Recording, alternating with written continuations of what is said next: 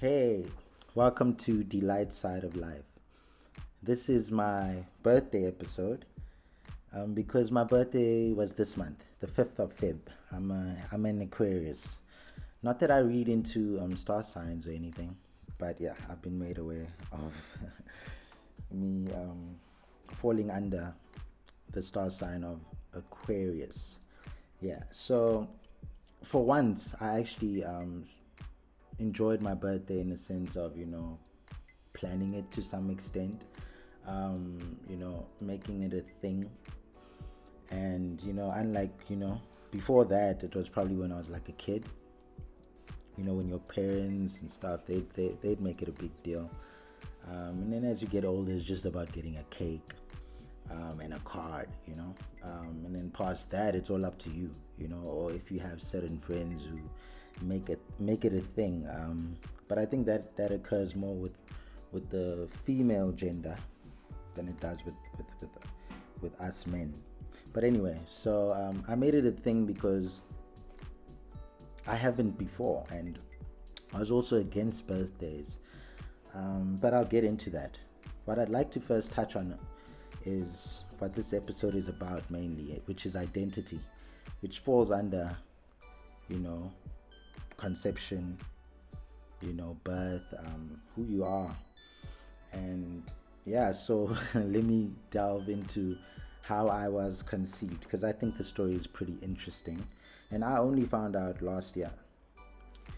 The reason why is I am the last born amongst three sons, and I am 7 years younger than the second born, and they are the firstborn and the secondborn. They are 2 years apart. So weird thing is, I, I I'd sometimes come up with the idea that maybe I was adopted, and you know what I mean. At some point, I'm gonna be informed of this, or something like why was I conceived so far, apart, and especially considering my mom's age when she had me. My mom had me when she was turning 41. It's very possible to do that or for that to happen, but it's quite rare, you know. Usually you don't plan for that, and so this gets into the question I asked my mom. So you're watching television or something, and something came on TV that allowed for this conversation to happen. I wanted it to not just seem like some abrupt thing, or you know. So I think something was happening on TV. Maybe it was one of these paternity courts or something that made it okay for me to ask, how was I conceived, or why am I 7 years younger than my brother who's closest to me in age. So my mom first started off by saying, please don't get upset, or, I'm not sure I want to tell you this because, I'm like, no, I'm grown up, it's okay, whatever it is, let me know. And the more she's saying this, the more I'm thinking maybe my assumptions are correct, that, yeah, I was adopted or something, And cool. So my mom says that after the second born, my brother, they decided that they're done with kids, I think also considering age, their age at that point, and just the financial burden and stuff like that. And I guess they just wanted two kids, nothing more. So cool. They decided to go and get you can correct me on this one, a vasectomy, I think. So that's when the man goes and does a procedure that prevents him from being able to to procreate. So my father did that. Cool. And cool, everything was smooth sailing, whatever, until a point where my mom happened to be going to like the post office close by, and she fainted. Next thing, she wakes up in the doctor's surgery or whatnot, at her doctor. Um, so anyway, that's when she finds out that yes, she's pregnant, and she was pregnant with me. which was a shocker. But obviously, as my dad, being my dad, he was more proud than disappointed. Proud of himself, proud of his sperm, for lack of a better word. That they could swim beyond these these things, these challenges and stuff. And I guess I was the sperm that could swim. I guess this also goes into why I'm an Aquarius. I mean, water, why I love swimming too. But maybe I'm just trying to make something out of nothing. But anyway, so cool. That's how I was conceived, man. I wasn't planned at all. And the thing that we had like a lunch with family, close friends of mine, but basically family. And our aunt was on some, yeah, man, I was also not planned. But I was like, there's a big difference between not being planned in a sense of not now, right? Which most people say, okay, I didn't want this child right now. But to cancel the possibility of ever producing is a different thing, a whole different thing. You really not wanted. Forget not planned. It's like there's no perfect timing, there's no whatever. We decided never again, no kids. And that I'm a result of, I'm really someone who was not planned, who was not, you know what I mean? But like I said with my mom, I'm not going to take it too hard. I understand they're happy that they have me, or they had me. And yeah, I was named Tabo. I was named Happiness because of this. And I was also named Happiness because I was born just a few days before Mandela was released. Fuck. I'm just realizing how that exposes my age, because you could just, like, if you know what you know, or even if you have to Google it, it's clear when Mandela was released, and therefore I was born that same year. So yeah, I'm that old. So anyway, yeah, that's how I was conceived. Interesting story, I hope. Yeah, I thought I'd share that with you. Cool. I wanted to get into the whole reason why I don't celebrate my birthday, or I didn't before this year. The reason being is there was a time when I was watching a magician called David Blaine, quite popular for those who know, and he was doing another one of his stunts, and they were reflecting on a stunt he did where he broke the record of holding or being underwater for a certain amount of time. So anyway, sorry for the silence there. I was about to burp again, which I did in the previous podcast. It's becoming a habit. But anyway, cool. So I was about to do this stunt, and then he spoke about how the reason why he's able to push his body to those levels, and with every other stunt, is because everything is controlled by the mind, basically, right? But the mind is what you make of it, right? The mind doesn't have eyes, doesn't have ears, doesn't have a mouth, and you feed the mind information, and then therefore after that the mind protects you from any dangers or whatever when you are not as conscious as you were when training the mind. For instance, when you're asleep and you need to breathe, right?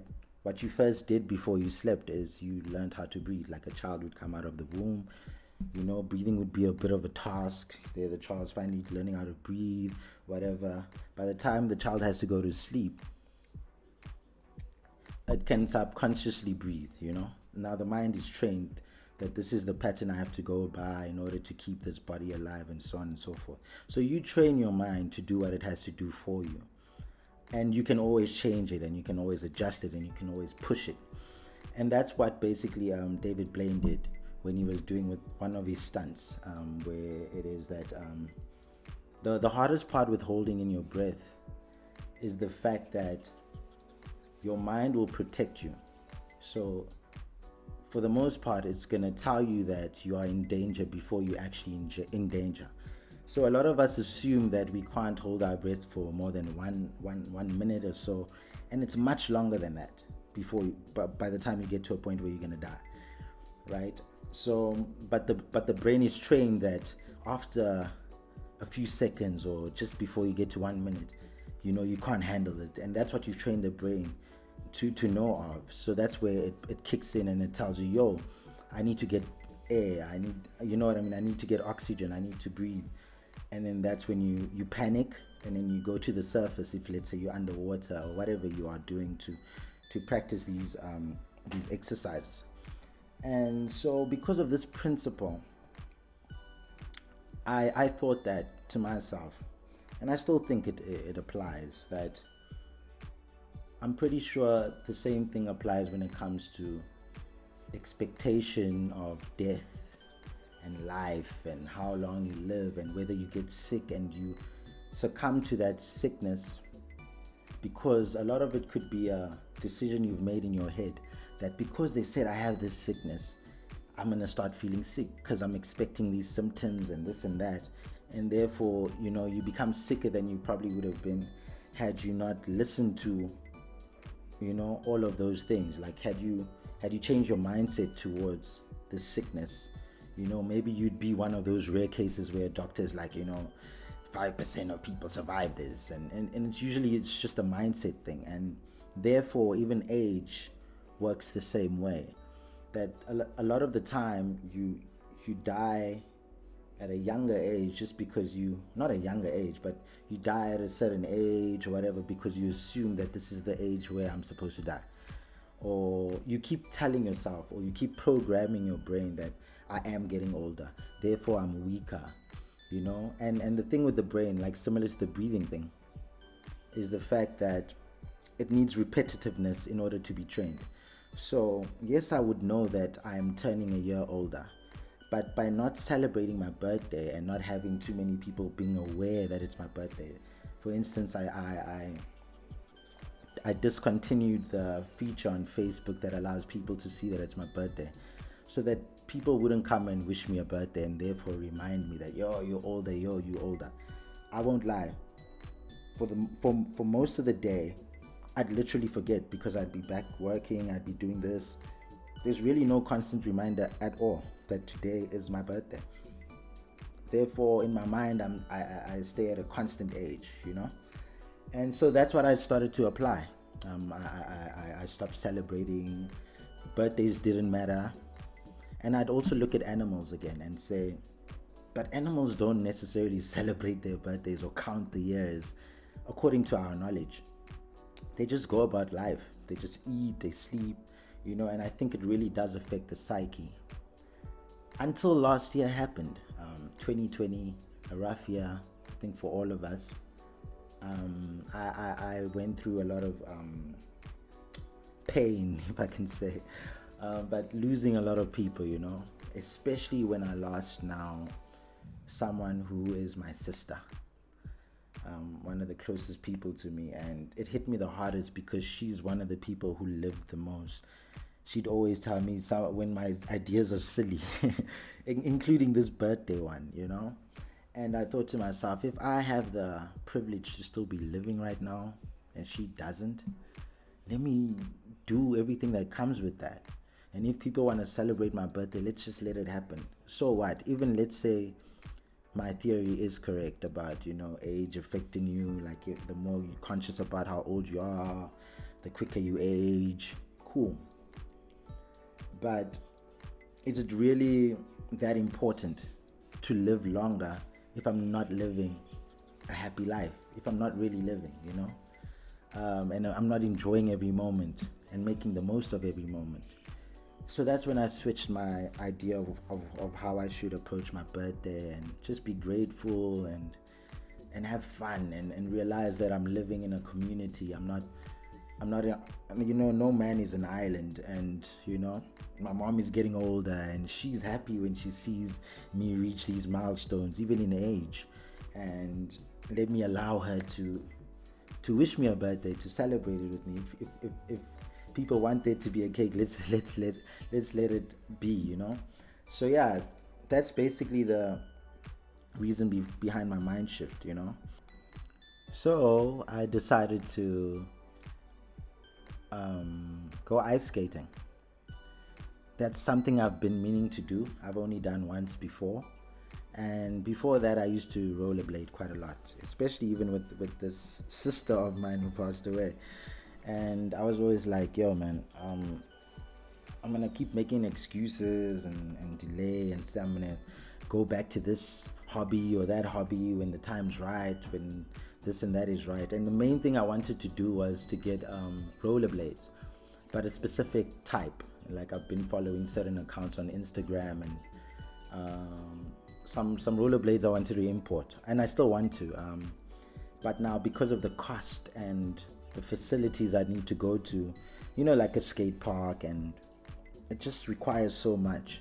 And I want to do something now, and I'm just like, yo, it's my birthday. I'm not gonna like let the whole year pass. What if I get corona? What if I die? And or what if I just delay everything again and more people pass away or whatever? Let me just make the most out of it. So what I did is I thought, what's the closest thing to rollerblading? Ice skating. And I've experienced it before. I like ice skating. Let's go and do that. So that's what I did with a friend, and it was lovely, man. I was so adamant to do this thing. I even mentioned it to the person like about a month before, and it was all because of it falling around where my birthday is. It was all about me saying, this is me doing something for me, and I'm not going to necessarily wait for anyone else to surprise me or to make my day a thing for me. I'm going to make my birthday my birthday.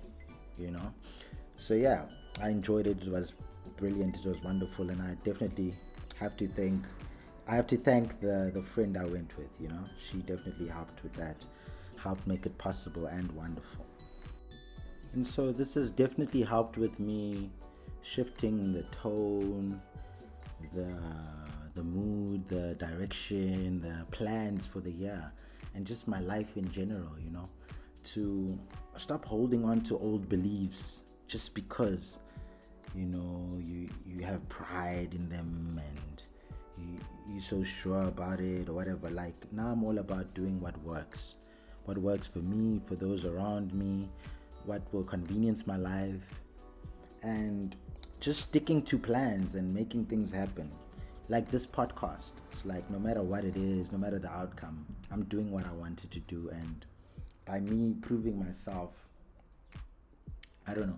by me showing that I can pursue this and achieve this and execute it, allows me to do everything else, especially the things that I've been planning for even before this podcast.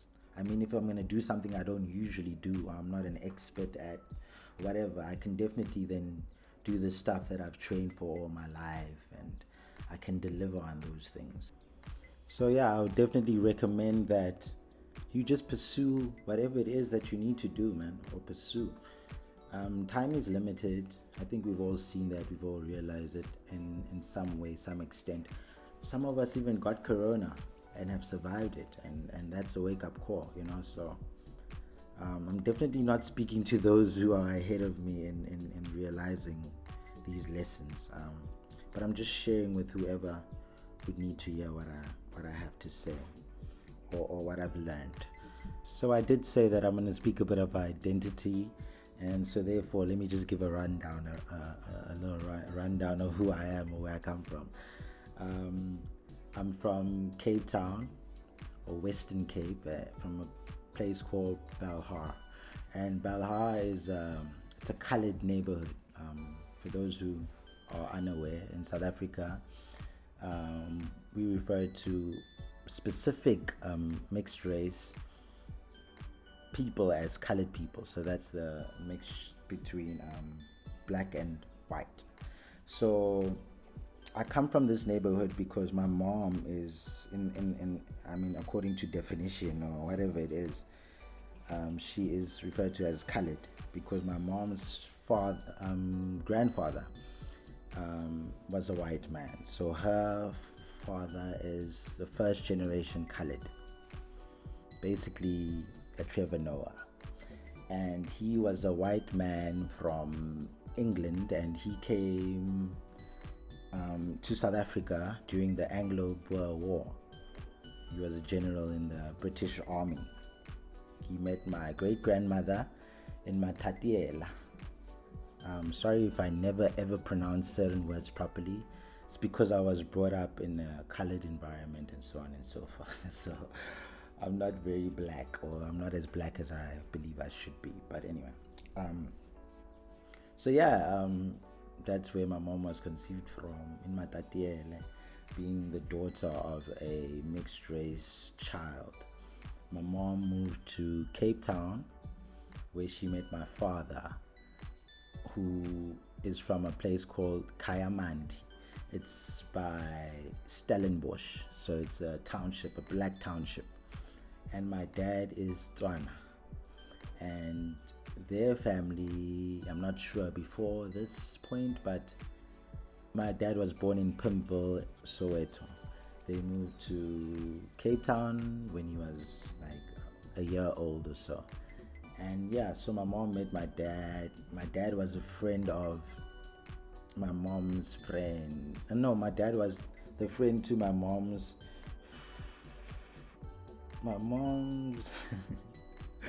my dad was the friend of the guy who was dating my mom's friend. Yeah.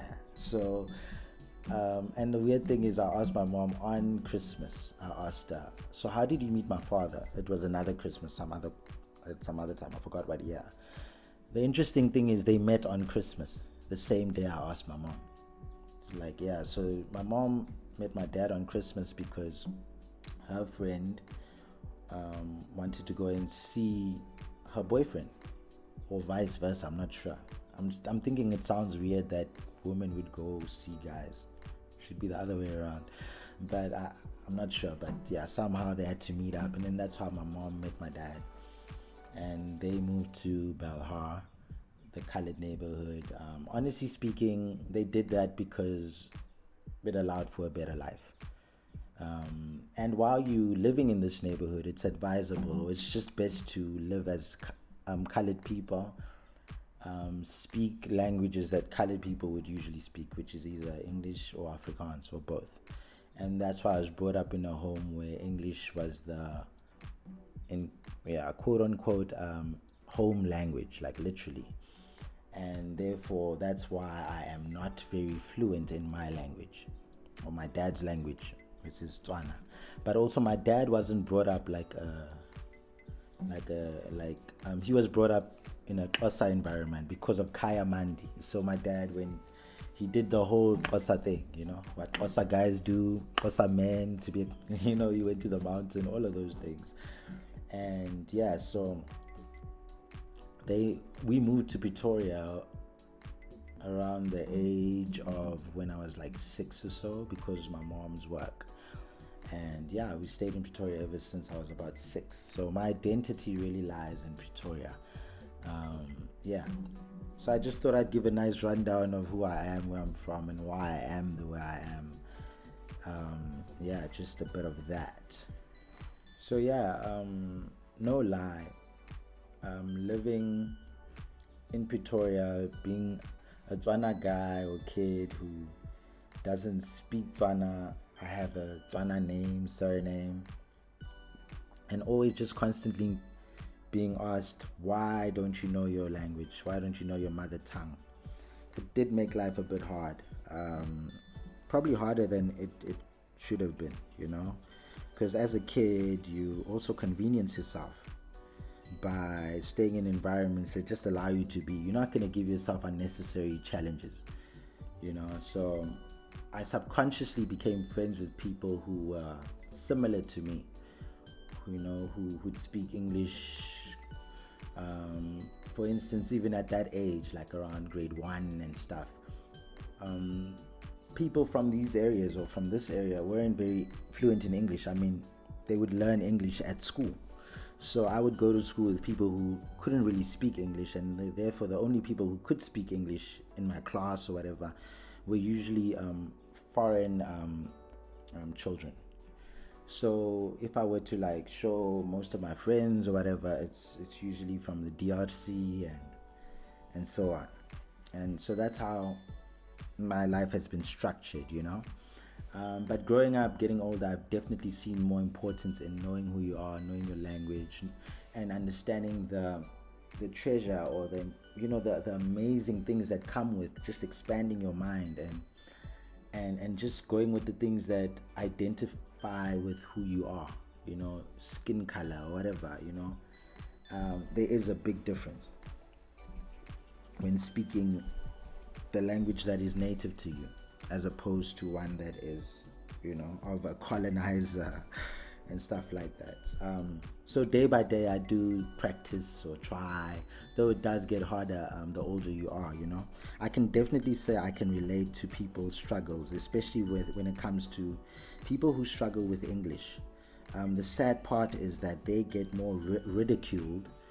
Black people get more ridiculed for not knowing English than black people get ridiculed for not knowing their own language, which is mind-boggling. But it just shows how the system, this oppressive system, was set up so well that we look down at people who don't know English. It's like it's a way of saying they're stupid or whatever. And that's just not the truth. And I won't lie, I'm just more attracted to my people. I'm more attracted to people who aren't too westernized. Maybe also because it's the opposite of what I'm used to. So it's special, it's different. But it has definitely been very limiting in the relationships I would have. So therefore, I'd only be friends with this type of person. I'd only date this type of person. And for many years, I assumed that I probably just can't get along with this person because they don't have the same interests as me or whatever. But the biggest issue was the fact that they didn't know how to express themselves in a language they didn't speak. So I'm very expressive because I know this language very well. So I can tell you exactly how I feel in this language because I speak it.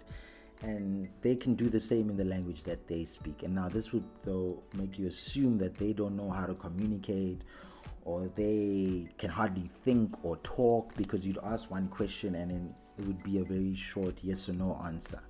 They wouldn't expand on their ideas, and then you'd think that this relationship is pointless because I'm not gaining anything. But it's just a matter of we can't communicate, because when you see someone in the setting that they're comfortable in, speaking the language that they are familiar with and comfortable with, that's when you realize that yes, they can express themselves. Yes, they are smart. They're beautiful. They're even more beautiful because they are themselves at that point.